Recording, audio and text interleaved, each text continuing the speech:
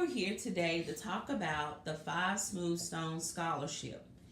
And the scholarship is based on the story David and Goliath and how David conquered the giant with one smooth stone. Now we know the story. We know that David took five smooth stones with him, but it only took one smooth stone to accomplish his goal or his mission. But with this scholarship, I want to break it down, and instead of that one smooth stone, I want to talk about five smooth stones that will help. The first stone I want you to talk about is dream big. What is your start of impossible? What is your goal with this?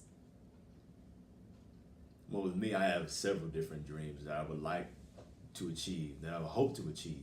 And going to college, getting a degree.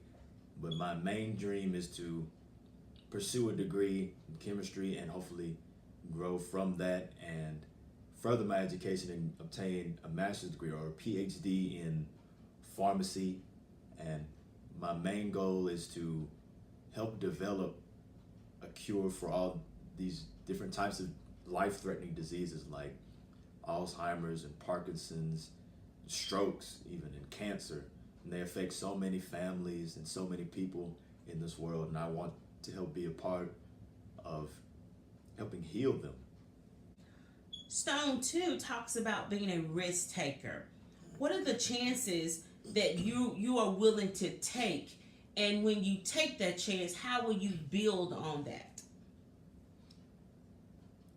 And this can compare with how I grew up as a child and how I had to deal with having Erb's palsy, which is a mild paralysis in my right shoulder. I'm not able to maneuver it around as I would my left arm, whereas many other people can normally move their arms.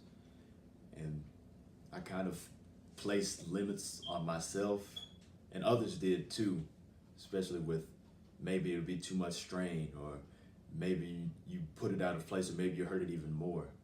But I had to learn that I can't keep myself in this shell or this box.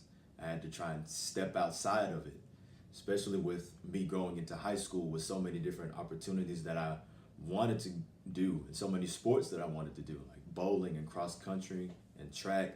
Many people thought I wouldn't be able to lift the ball. I had trouble lifting the ball with bowling. Many people thought I wouldn't be able to keep a running pace in track and cross country, but I had to be willing to take the chance and improve upon myself and prove to myself and others that I'm able to do more than just stay in this box.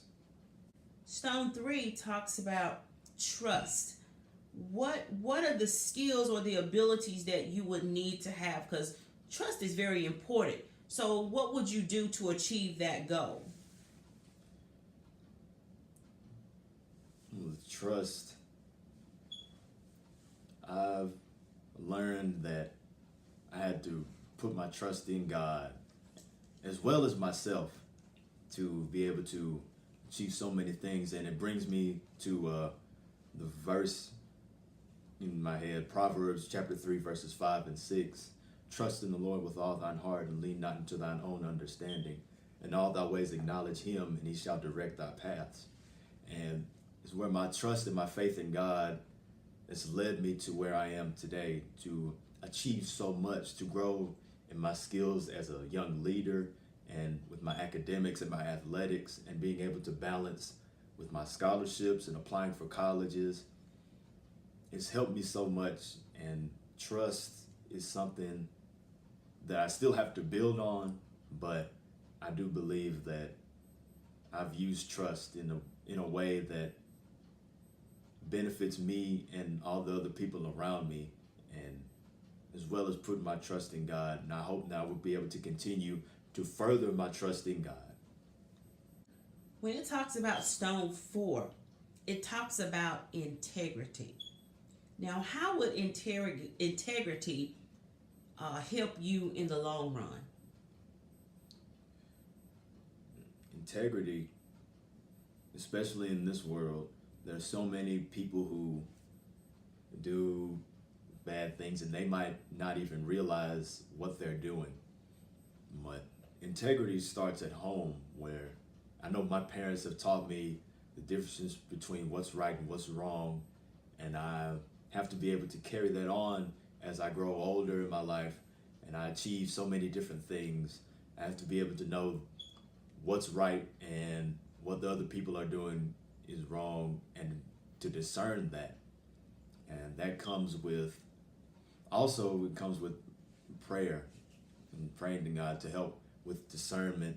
And also the golden rule also tells us that we should treat others the way we want to be treated, and that can go along with integrity. How we shouldn't treat anybody else lower than we are or make somebody seem higher than we are. We should all be standing as an equal.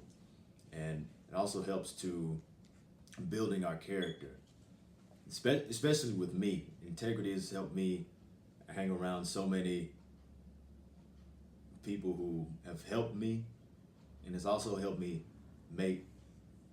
show myself as an example, for the right example for other people who want to do something more. We're at our last stone, and it talks about attitude. What can you do and will you do concerning the stone 5 of attitude? I believe there's several different things that can hurt people, but words affect people more than anything these days. And having the right attitude to respond to those words can definitely help you in the long run, especially if you're going for a job interview or you're applying for the scholarship and you don't get accepted or you don't get the job that you want. That should push you, motivate you to try even harder for the next thing that you're going to do. And that helped me, especially with Erb's palsy and not being able to move around and do the things that other people can do.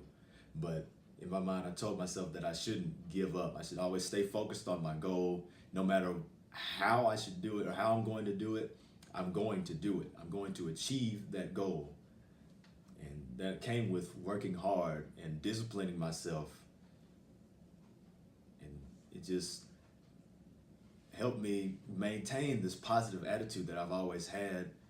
And many people have seen my positive attitude and how it has affected them in a positive way.